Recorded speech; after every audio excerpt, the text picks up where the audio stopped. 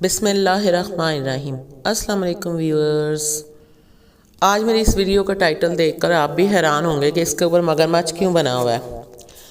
چلیں میں آپ کو بتاتی ہوں۔ یہ دو تصویریں ہیں۔ اس میں جو پہلی والی تصویر ہے یہ 800 سال پرانی ہے، یعنی ان دونوں تصویروں کے درمیان 800 سال کا فرق ہے۔ نیچے جو کتابی تصویر ہے یہ امام عبداللہ بن زکریا بن محمد القزوینی کی ہے، جو ان کی کتاب عجائب المخلوقات میں ہے۔ یہ 800 سال پرانی تصویر ہے جو فکشن کی طرح ایک بنائی گئی ہے، کیونکہ اس زمانے میں کیمراز نہیں ہوتے تھے 800 سال پہلے۔ اور جو دوسری تصویر ہے یہ نیشنل جیوگرافک چینل کی ہے۔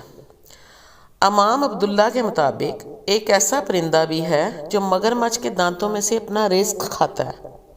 یہ انہوں نے 800 سال پہلے کہا تھا اور اس کی ایک خیالی تصویر اپنی کتاب میں چھاپی تھی۔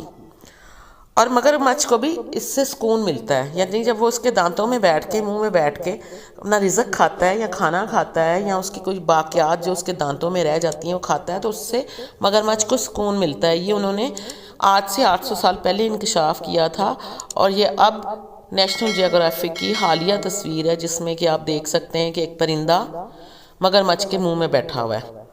دین اسلام، ہمارے پیارے نبی صلی اللہ علیہ وآلہ وسلم نے جو باتیں آج سے صدیوں پہلے کی تھیں وہ آج سائنس کے اصولوں پر بھی پورا اتر رہی ہیں۔ سائنسی تحقیق سے بھی وہ باتیں ثابت ہو رہی ہیں۔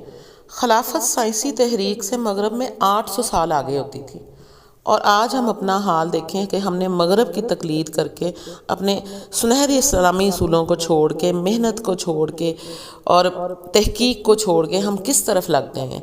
ہم کتابوں کو پڑھنے کی بجائے یا علم حاصل کرنے کی بجائے ہم نے اپنی ویلیوز بھی کھو دی ہیں۔ میری دعا ہے کہ امت مسلمہ پر پھر وہی سے شاندار دور آئے اور تمام مسلمان دنیا بھر کے جس بھی پریشانی میں مبتلا ہیں ان سب کی تمام پریشانیاں دور ہو جائیں۔ آمین ثم آمین۔